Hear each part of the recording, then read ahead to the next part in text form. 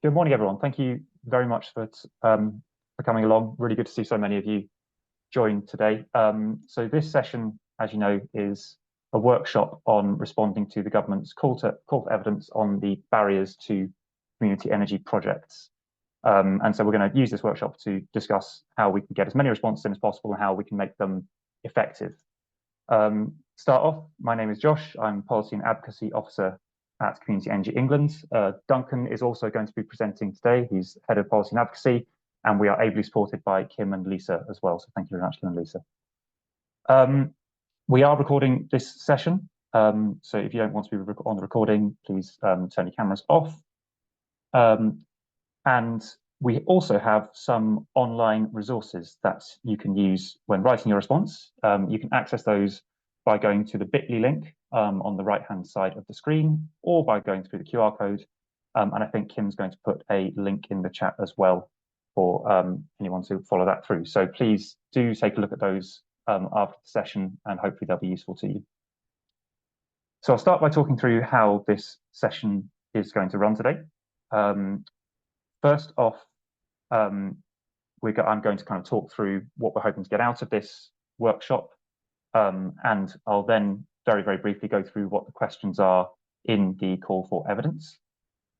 Duncan is then going to talk through some pointers about what writing a good consultation response looks like. And then the kind of main bulk of the session is going to be going into 2 breakout rooms.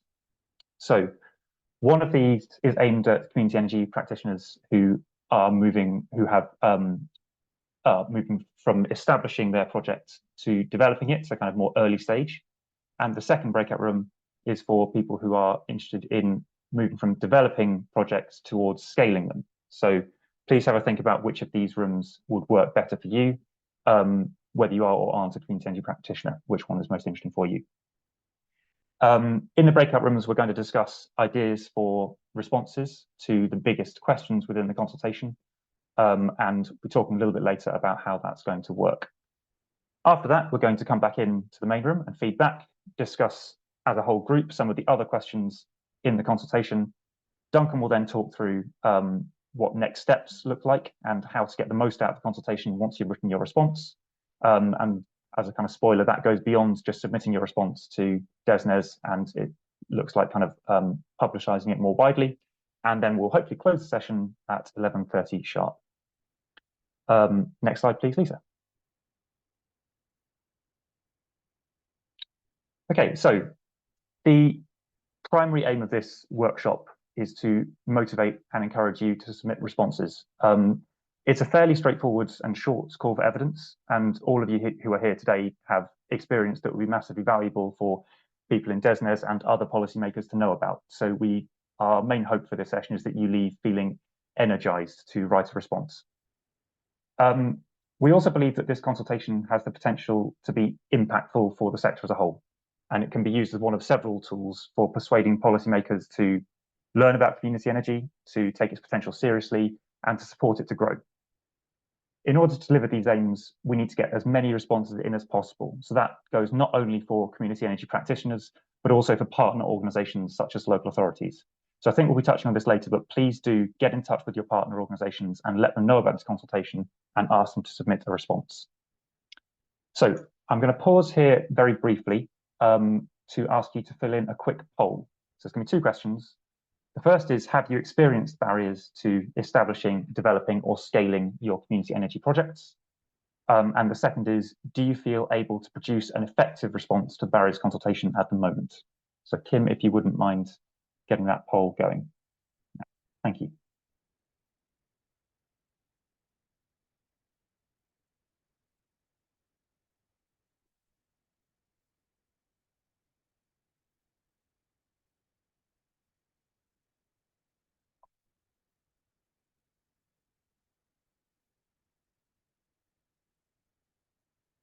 Okay, so as we can see here, overwhelming number of you have experienced barriers to your community energy projects. So that seems to demonstrate that there is a need for this consultation and to make sure that it is effective and impactful.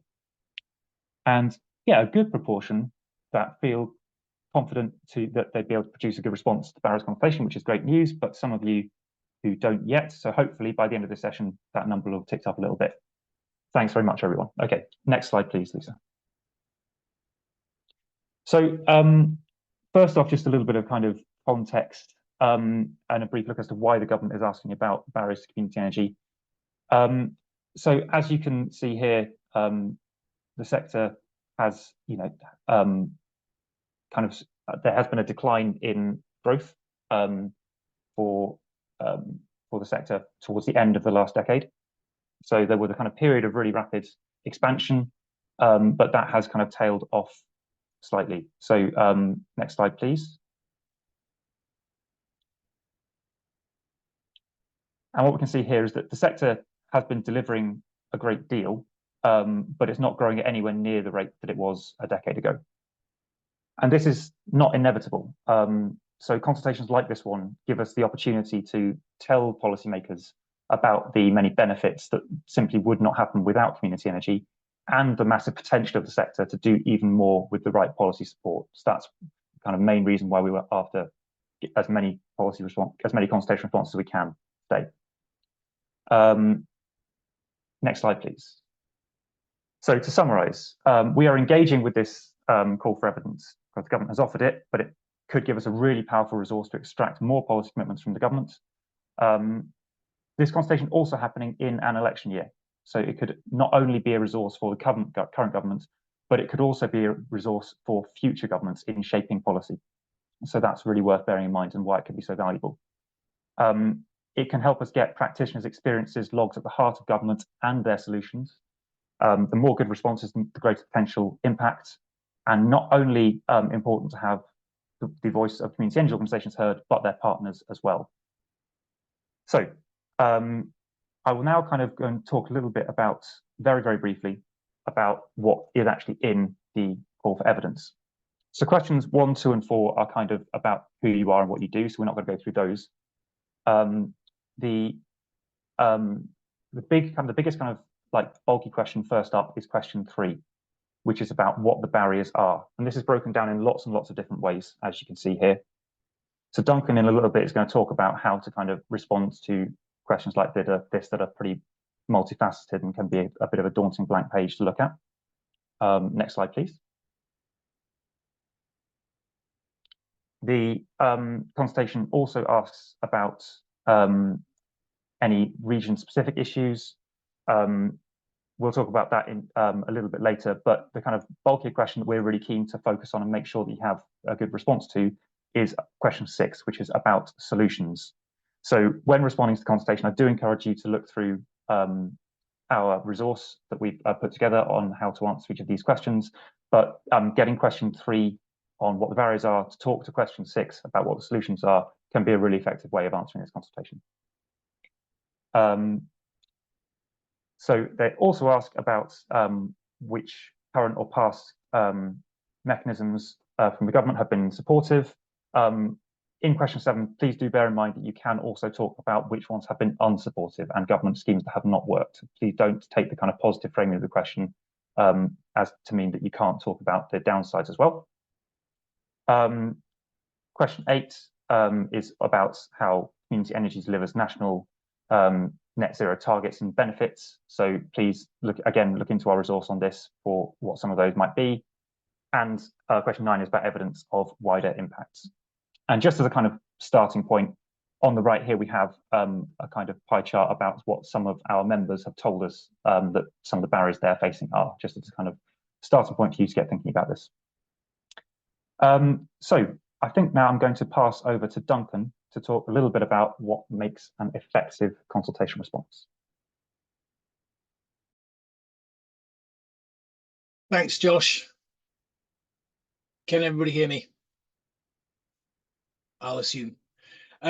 It's great that so many of you feel equipped to do a consultation response. So I will be teaching a number of you to suck eggs, and you are entitled to come in with contradictions or further perceptions later on.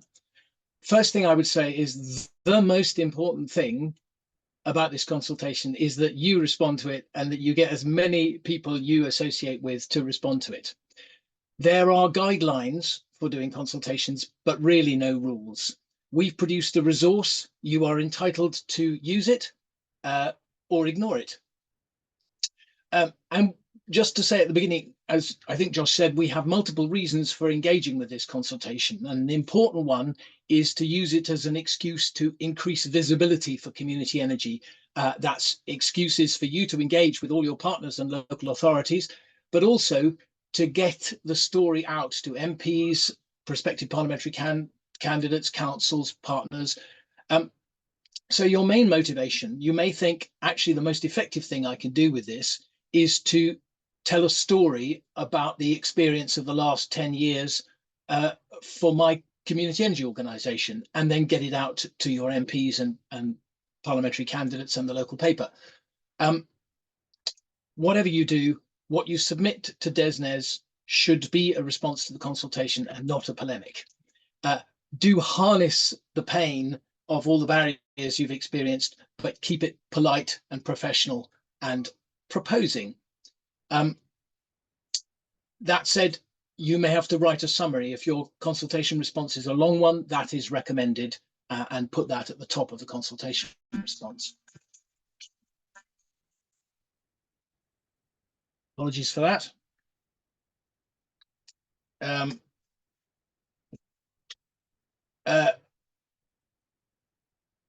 Remember that this is not just a call for evidence on barriers, which is a very negative perspective on the alchemy that is community energy. We can also make suggestions of solutions, policies, measures to enable community energy.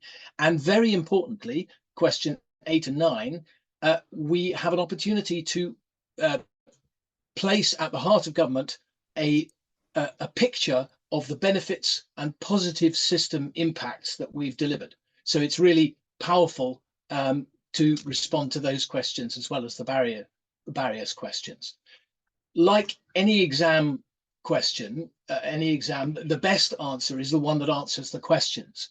And the officers, the civil servants, will be summarizing the consultation question by question. So it's important to corral your answer within the scope of the question. It needs to be as short as possible, concise, clear, well organized, as I say, within the structure of the consultation, and well evidenced from the heart and from your experience. So keep it human. Don't fall into the trap of trying to use official or technical language. Beware of acronyms, expand them when you first use them, and of jargon. Think that you're talking to a non-expert.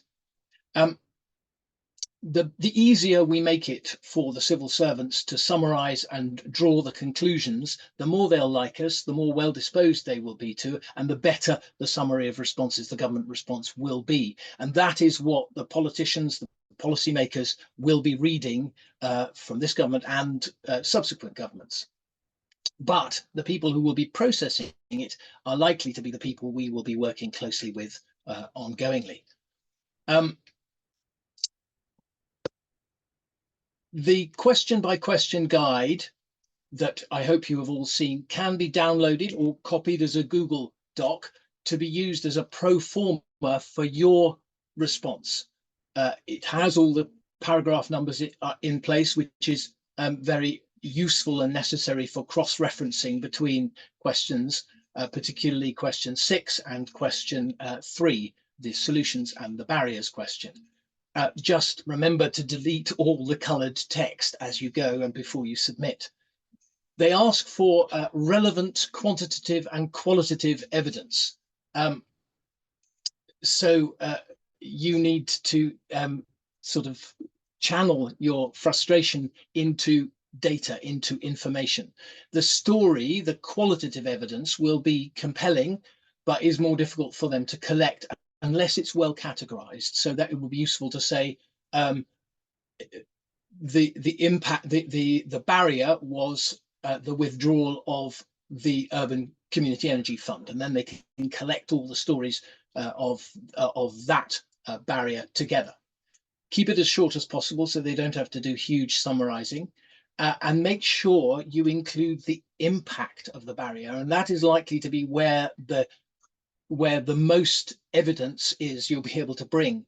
And particularly important is to say what the gross impact of the barrier was. Did it delay? Did it stall? Did it stymie the project? The numbers, the qualitative evidence, is obviously easier for civil servants to collect and add up.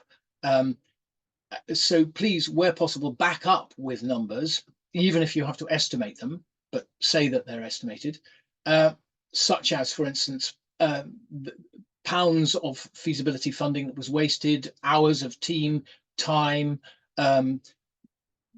pounds of community investment that was not raised, kilowatt hours that were not generated, and community benefit, carbon that was not saved, community benefit that was not delivered. Maybe you could usefully look at previous submissions to the state of the sector, which produced this excellent pie chart here. Guidance generally recommends paragraph numbering, which enables you, as I've said, to cross-reference. But if that messes around with your formatting or is not the way you want to do it, you're entitled to ditch them. If you just want to tell your story, please just tell your story. That is going to be powerful too. Question 3 is composed of 6 parts.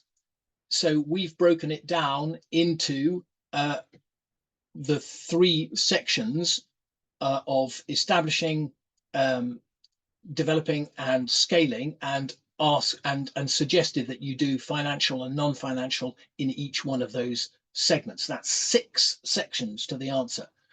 And then 2 questions later, question 6 asks for solutions to those barriers. So ideally you would be able to put a paragraph number of the barrier you identified against the solution you propose.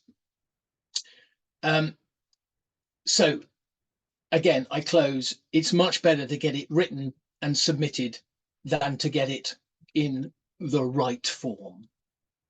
And summarizing process, please consider your capacity and the key audience you want to reach. If it's MPs, you might write it in a less sort of consultation style, or you might make a summary for their consumption. Please look at your capacity. Don't set out on a journey that you won't have capacity to complete. It's better to do a short one. Download or copy our question by question guide and reflect on it. Make notes, remember your experiences, share and consult with colleagues who may have experienced other benefits or have relevant evidence to supply, maybe even convene a meeting around it, and make sure you know what you're going to put where. Draft it.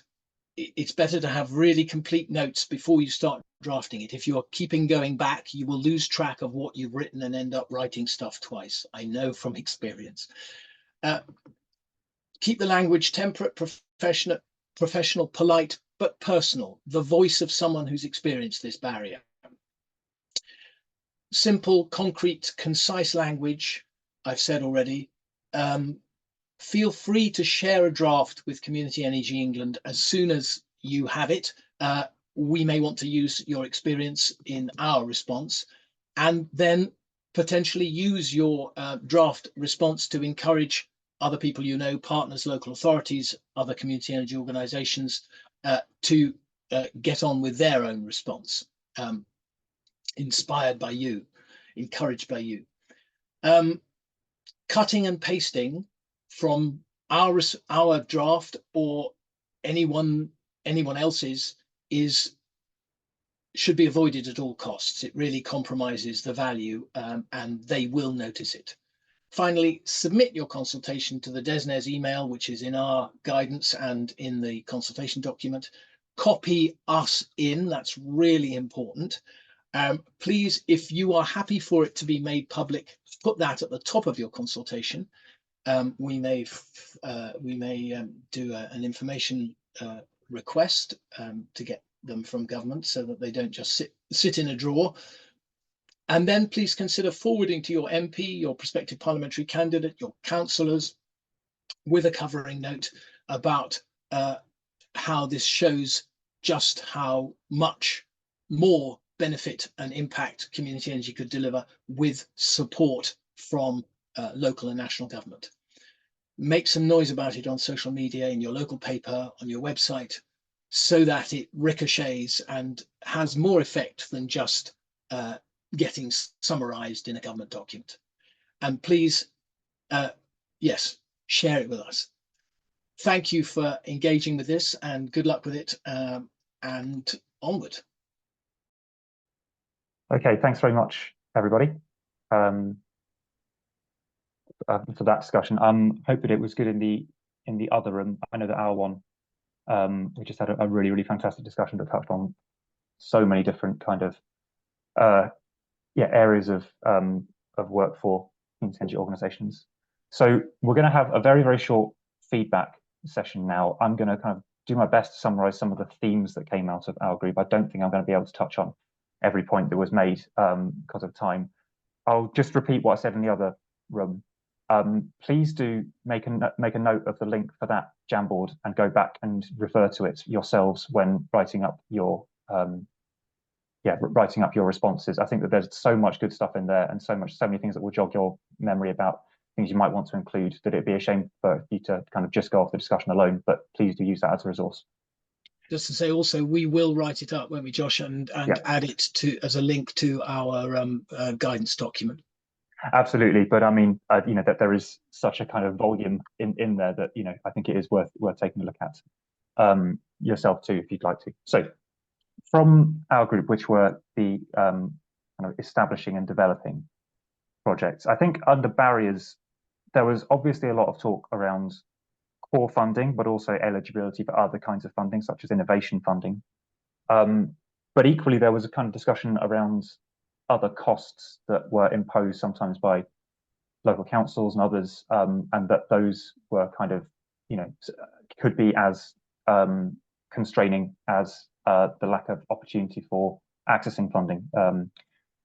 There was also, I think, a really important point about kind of community energy organizations can sometimes feel demoralized and therefore, not even kind of start to, it's so overwhelming to even start to kind of look at some of the opportunities out there that you end up missing out on opportunities that you would otherwise be able to access. In terms of kind of some of the impacts, apologies, I'm skating over so much stuff here because there was so much in the discussion, but just for sake of time, I think there was a kind of talk about kind of lack of capacity, meaning that you miss out on things like deadlines for applying for funding if the process is too onerous, if it's too technical, if there isn't a kind of central resource that is usable and that kind of has some of the complexity taken out of it. You can end up with again unable to access some of these opportunities, and therefore that kind of having a massive impact down the line on kind of some of the things the project could have delivered being not deliverable. In terms of some of the solutions, I think we talked a fair bit about financial models for groups to use and how some out there are kind of maybe not worth the paper they're written on, and so to kind of have a bank of a resource that is easy for organizations to use but is also reliable and trustworthy would be something that would be kind of that valuable. I think also funding being onerous to access and piecemeal, if that could be kind of adapted so that we end up having more core funding available to more groups, and having to jump through maybe fewer hoops would make a big difference to some organizations. I don't want to carry on talking for too long, but are there any kind of major points that anyone in my group feel that I have missed or would like to kind of raise the room very briefly? I think the point about the funding deadlines was a really important one. Basically that a lot of the funding that's brought out has very tight deadlines, and because we're mainly volunteer run, we need longer timeframes rather than shorter in comparison to the commercial sector. Yeah, thank you very much for that. I mean, it's a really, really crucial point, and it comes back to some of those points around capacity for community energy organisations and policy not really kind of reflecting the needs of the organisations that could access it. Duncan, I'm going to pass over to you to talk about your group there because we've still got loads to get through. Yeah, thank you very much, Josh. We've got two very full Jamboards. We didn't do huge amounts of discussing because the people were very focused on filling our Jamboards. So my overview is probably less good than yours, but we will, as I said, publish and share these resources to inspire and jog your thinking. On the sort of funding and finance side, there were issues raised about the hunger gap, the difficulty of moving from finding a project through to the point where it is generating revenue. And yes, we have the CEF, but it's still a huge challenge. And we don't have the sort of financing structures for scaling the sector in place to support the opportunities offered by a new government. We are working with organisations that are financing to try and coordinate some work around that. The issue of there being no low-cost finance to install at scale was raised. Again, necessary if we're going to raise our game. Barriers around installing in schools. Again, we're working with the DFE and planning was raised as a significant issue. Not enough resource in local authorities. A solution being perhaps to have a community development officer, a community energy development officer in local authorities and also in the DNOs to smooth the pathways. Issues around volunteering. Yes, we need to professionalize the sector. Volunteer time currently used up on running the current organization, and much more. We did good work on the sort of quantitative and qualitative impacts that these barriers have on your projects, your organization, and your ability to scale. And again, I can't even begin to summarize those.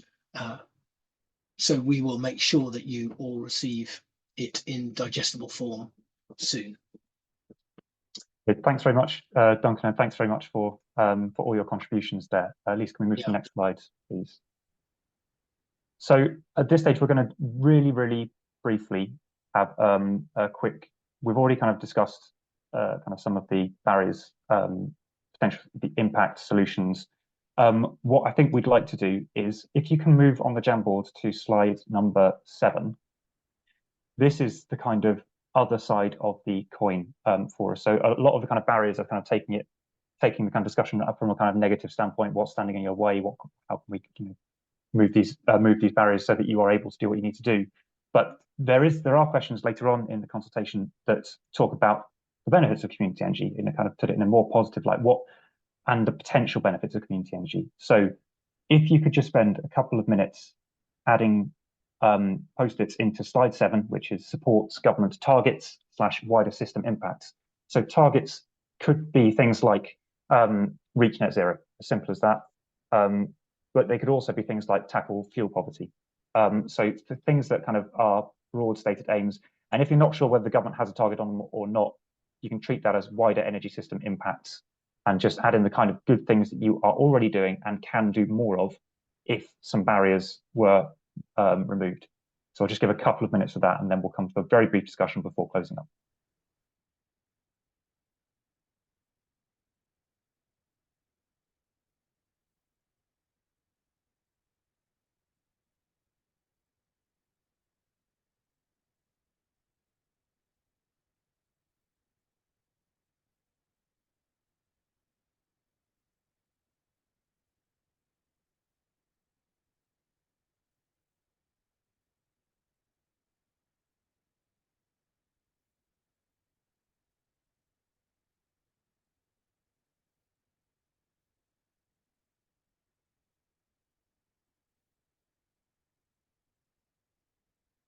I'll just quietly in the background mention some of the things, some of the headings that we've put in the question by question guide.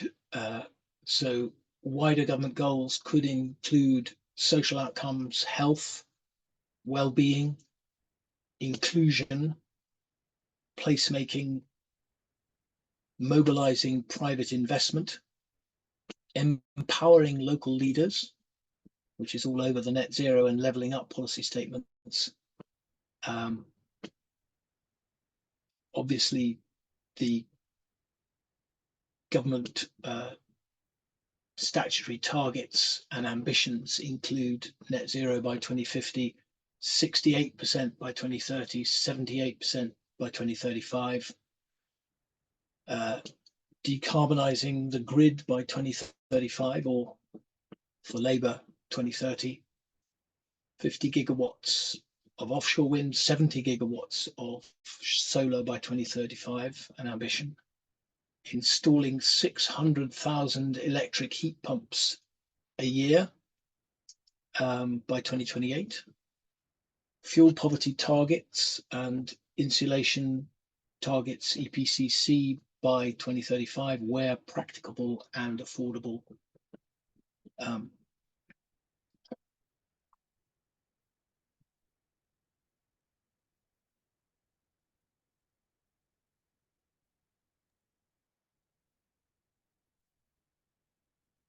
Great, thank you, everyone. There's absolutely loads going in here that is really valuable. I mean, and that are so worth kind of bringing out in your consultation responses, because they kind of explain the why government should be acting to remove barriers for community energy.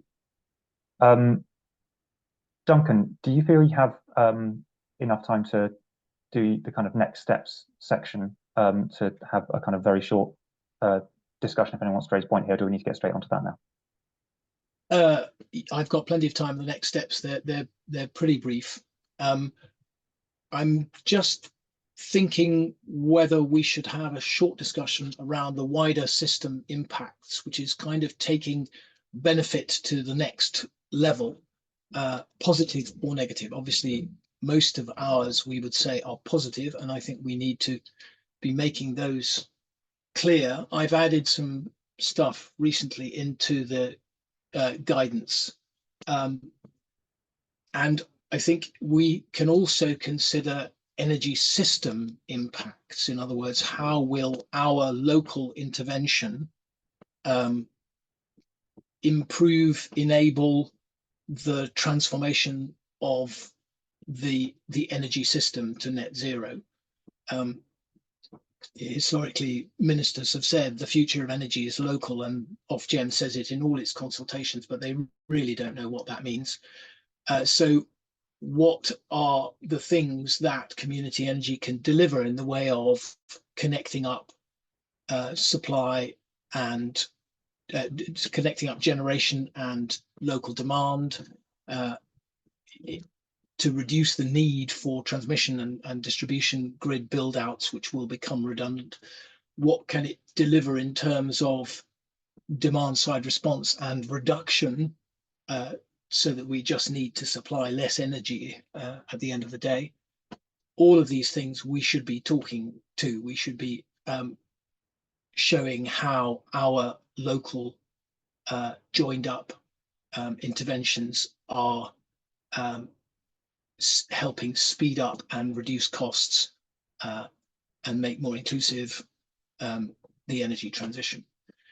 And the fact, of course, that the energy transition cannot happen without the participation of people, and the only real way of doing that is by person-to-person connection, and that requires local actors, really on the ground, local actors.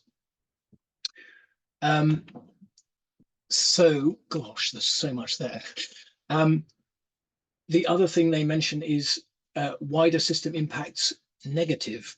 Now, trying to think what that was, I could only come up with the argument that is often brought up against local supply, which is that, you know, you in your cozy communities will reduce costs for your constituency who are lucky to have you, but that means that the costs just go up for those who don't have community energy. And I'm sure that can be guarded against, and it would not ever be part of the ambition of any community organisation to disadvantage anybody as a result of their activities. But it is something we should address, and any other negative system impacts that you can think of, please do share them with us, so that we can all think collectively about how we show that they are not a reason not to do community energy. Can anybody think of any negative system impacts that we should have a short discussion around?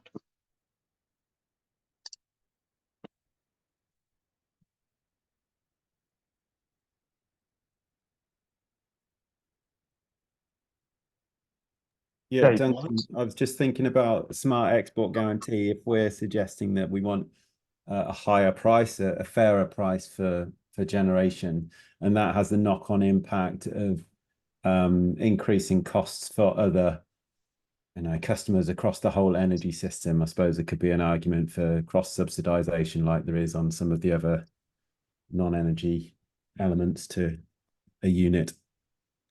Thank you. Yes, I would appreciate any feedback and thinking on that. One of the things we argue is that the big suppliers above 5 megawatts have the CFD, which creates a floor price, so they have certainty for investors. Of course, it also creates a cap. So if the wholesale price of electricity goes up, then above that floor price, then the generator pays back to the government. But if you look at the graph, the generators have been paid out vastly more than they have paid back to the government. It's a useful equity mechanism, but we're asking for some kind of floor price underwritten by government for the sub 5 megawatt, or certainly for community at whatever scale. And it feels to me like that would be buttons compared with what the government has been paying out. And it should, just in terms of a fair playing field, it should be in place to provide the same certainty to our investors as it does to the big commercial investors. Does anybody see any downside?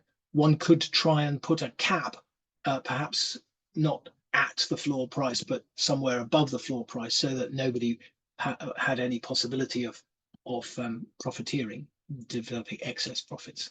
Does anybody have a view on that?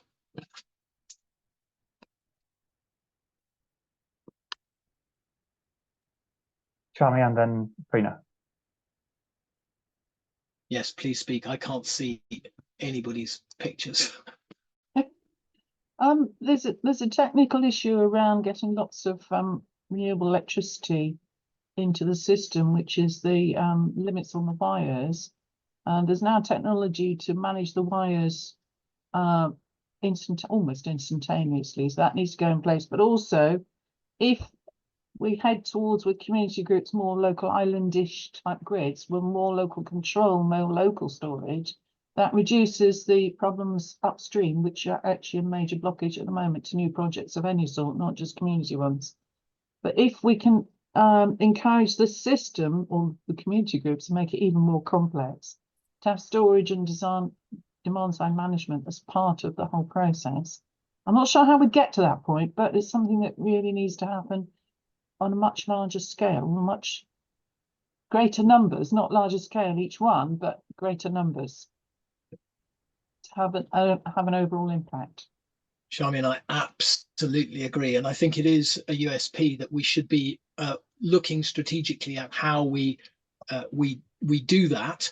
And we should, once we've worked out how we can do it, making sure that it is part of our practice, and then arguing it as a very significant system benefit worth investing in by the big players and the government. Thank you. Prina, then Paul, and then we're going to move on to next steps because we're running out of time. Prina. Absolutely. I'll be super quick. It's just going on from Dave's point about kind of if we're asking for more bigger and longer term community energy funds, for example, how is it going to be funded? And I think we should maybe avoid well, actually, this is something for discussion, is offer electricity bills and kind of force it more towards general taxation, because then that will just be on the consumers instead. And it's the same with the community benefit, which we briefly spoke about in our group. So yeah. Thank you very much. Yes, that's a good point. We've always asked for that, but somebody raised the point that if you move it out of a pot that is ring fenced for that, it becomes a general political football, and that anybody in Parliament, any naysaying government could actually say, right now, we want to reduce that overall pot. So there are potential downsides to it. I think that's brilliant. Please do keep flowing this sort of stuff in our direction. If you have feedback on the resources that we have published so far, please do feed them back to us. You are all enabled to leave comments in the question by question guide. Please make sure they're constructive and clear, and sign them so that we can get back to you if we need to ask a question. Duncan, sorry, just very quickly before we move on to next steps, Paul, you had that one last point. If you really briefly make that. Yeah. Very, very brief. Thank you both. To Connie's point that she was talking about, Northern Power Grid have got a very interesting project at the moment, which is Community DSO, which I think looks at exactly what you're talking about. I think they're going to hit some barriers with it, but it's a really interesting project and worth looking at. Brilliant. Thank you. I think Josh is on the... I'm on the stakeholder advisory committee for that, Paul. So if you want to discuss Brilliant. that at any point, I'd love to get your insights on that. I would love to discuss that with you, Josh. Brilliant. Thank you. That's a great outcome. Thank you. Should we move on to the next steps, Josh? Yeah, next slide, please. Thank you. Lovely. I did some next steps in my writing a good consultation response, but this is the short version. So please think about your capacity and your key audience and decide exactly what kind of consultation response you will write. Use our guide. You can download or copy it as a pro forma and then just delete the colored writing as you go. But if it's not for you, don't. Whatever you put in should be a response to the consultation, which is then consumable by your other audiences. Start writing it soon, or start planning it soon, most importantly. Take lots of notes on the guide, talk to others in your organization and your partners, both to get their input and to get them to, if they're separate organizations, to submit their own engaged partners to respond to. Share with CEE. Feel free to share an early stage draft if you want to, and then ideally put that you're happy for it to be in the public domain at the top. We want to try and get as much of this to be usable and analyzable by external people, not just the officers in government. Submit it, share it with CEE when you submit it, and then use it. Put it on your website, post, release it, press release it, and then forward it to people who should be interested, ideally in the most, with a covering note, so that you pull out the main arguments and implications of your response. The co-op party is interested in receiving this. We will forward them if you share them with us.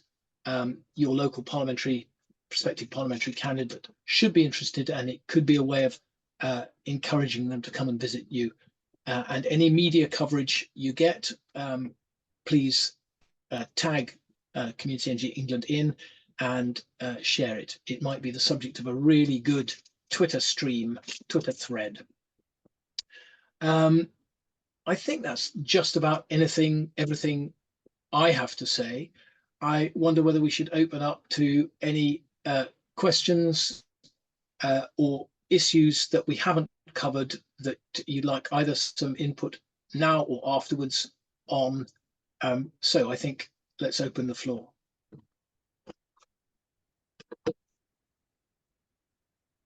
Maybe we could stop sharing so everybody can see everybody.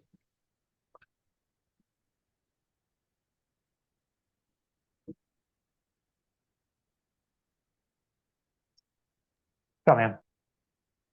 My main point on consultations, because I've answered a few government ones, is if the assessors of the consultation see any duplications anywhere, they'll delete it. They just will ignore it because they regard everything that comes via one group as being one answer rather than 100. So it's really important we make sure we have all the wordage differently and possibly orders of things differently. Yes, thank you, Charmian. Yeah, I've said absolutely no cutting and pasting. On the other hand, if we all followed the same pro forma for arranging our barriers, that would help them, because they would go, oh, I know what order I'm getting things in. I can just move them. Another point is to submit your consultation response in docx rather than PDF, because PDF is an absolute cow to cut and paste from, whereas docx is entirely possible. And if their solution is to cut and paste a quote, make it easy for them. Just to kind of respond to something in the chat, Duncan, Rion's made the good point that it's not a consultation, it's a call for evidence. So the government haven't made any proposals themselves. They are asking for, which is why it's kind of such a kind of blank slate, and the questions that are there are kind of so open-ended. So that is the kind of a distinction that is worth making. But yeah, please do still follow Charmian's excellent advice there, and yeah, no cutting and pasting. Make sure that you are talking from your own experiences. Bill. Absolutely. I was just wondering, you talk about cutting and pasting. Within the actual response, is it worth repeating the same point in different questions in case the different questions are assessed by different people? So if you say something in one, it might not get looked at by someone in another and looking at another question. Is that your experience or not? It's difficult to tell. I think the questions in this consultation, of which there are sort of 6 substantive ones, are fairly well ring-fenced. The main issue is the correlation between question 6, which is where you can propose solutions, and we should, because it is revolutionary to propose. But they say the solutions or the changes in relation to the barriers you have identified in question 3. So I don't think you restate the barriers, but if you can put a headline of the type of barrier, deletion of USEF, for instance, C para 3.2.1, then they can always go back and find the barrier, but you just have to write the solution. Thank you. There is some crossover between benefits and wider system impacts, but I think those will be read together to complement each other. So don't feel you have to cover everything twice. If choose where you're going to put it. Is it a wider system impact, or is it just a benefit to your community? Thank you, Duncan. I think we're going to draw to a close there. Lisa's just going to share the final slide, which has mine and Duncan's email addresses. If you have any questions, comments, feedback, please do get in touch with us. And if you aren't a member but have enjoyed the session, please do join. It's well worth it.